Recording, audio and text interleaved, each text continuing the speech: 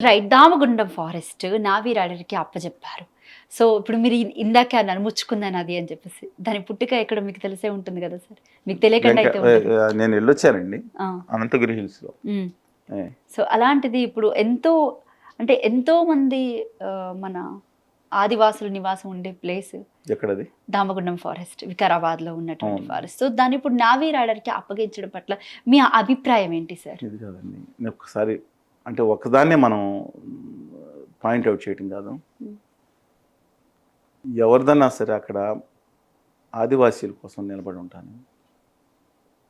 ఎందుకంటున్నానంటే మహబూబ్‌నగర్ జిల్లాలో చెంచులు ఉన్నారండి. చెంచులు ఈ దేశంలో అన్ని జాతులు, జనాభాలు పెరుగుతున్న నేపథ్యంలో ఈ దేశం స్వతంత్రం వచ్చిన తర్వాత పాపులేషన్ తగ్గిపోయిన అంటే అండమాన్లు తీసేయండి. మిగతా వాళ్ళలో కేవలం చెంచులు ఉన్నారు. ట్రైబ్స్. ఓకే. వాళ్ళకి హెల్త్ క్యాంపులు పెట్టాను అమరాబాద్ వెళ్ళి. ఆ తర్వాత అక్కడ పర్యావరణం అక్కడ యురేనియం దానికి అప్పచెప్పి ఆ పర్యావరణాన్ని అమరాబాద్ రిజర్వ్ ఫారెస్ట్లో నాశనం చేస్తే మొత్తం జలాలన్నీ కలుషితమైతే అక్కడ ఫైట్ చేశాను. మళ్ళీ ఈసారి ఉట్నూరు ఇక్కడ ఈ మంత్లో వెళ్తున్నాను హెల్త్ క్యాంప్ కోసం. భద్రాచలం అడవుల్లో అక్కడ హెల్త్ క్యాంపులు పెట్టినా అనేక చోట్ల మేము పెట్టినా సరే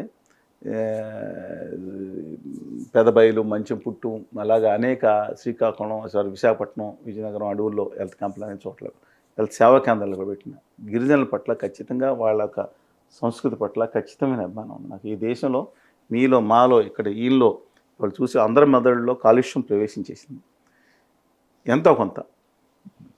ఇవాళ వరకు 70-80% ప్రశాంతంగా ఉండే కల్మషం లేని మనుషులు ఎవరున్నారంటే ఒరిజినల్ ఆదివాసీలు అడవిలో ఉన్నవాళ్ళు. వాళ్ళని కాపాడుకోవాల్సిన అవసరం. అలాగే దామగుండం ఫారెస్ట్‌కి సంబంధించి ఎన్నో వనమూలికలు దొరికే ఫారెస్ట్ అని కూడా అది మనకి మురిసి నది పరివాహక ప్రాంతం కాకుండా మొత్తం నేను వెరిఫై చేశానండి. ఉమ్మడి తెలుగు రాష్ట్రాల్లో నేను ఇప్పుడు అర్సీ హిల్స్ వెళ్ళాను. అన్ని హిల్ స్టేషన్స్ దాదాపుగా ఇవాళ ఒక అద్భుతమైన నివాసం ఉండటానికి ప్రాంతం, ఒక రిహాబిలేషన్ కింద ప్రాంతం మీకు తెలిస్తే ఎప్పుడో నాటి ముందే అక్కడ వికారాబాద్ శానిటోరియం పెట్టారు. అంటే మదనపల్లిలో కూడా అక్కడ ఒకటి ఉందండి. అప్పుడు రవీంద్రనాథ్ ఠాగూర్ గారు వచ్చారు అక్కడికి. అలాగా బాగా మంచి ప్రదేశంలో పెడితే అది ఎక్సెప్ట్ 1-2 చోట్ల తీసేయండి మనిషి తొందరగా కోలుకుంటాడు. అప్పుడు చికిత్స విధానం తెలియదు కదండి. టీబీ వస్తే కొంత తెలుసు. అలాంటి మంచి ప్రదేశాల్లో పెట్టి కొంచెం చిన్న చిన్న మందులు ఇస్తే బాగుంటుంది అన్నప్పుడు అలాంటి ఒక 40% ఎప్పుడైనా హ్యూమిడిటీ కనుక పెరిగిన మరీ ఎక్కువ ప్రాంతం ఉంటే బాగా ఇది పడుతుంది, ఇది చెమ్మ వస్తుంది. తక్కువ ఉంటే డిహైడ్రేషన్ అవుతుంది. అద్భుతంగా నివాసం ఉండే ప్రాంతం వికారాబాద్ పరిసర ప్రాంతాలండి. నివాసం ఉండే కాదు మంచి ప్రాంతం. అలాంటి ప్రాంతంలో వాళ్ళ అది అవసరం. ఇంకో చోట కాంగ్రెస్ పార్టీ అంటే టీఆర్ఎస్ పార్టీ వచ్చి దాదాపు 10 ఏళ్లు కావస్తున్నా కూడా ఆ దామగుండం ఫారెస్ట్ ని నావీ రైడర్‌కి అప్పగించడంలో అసలు ఒప్పుకోలేదు.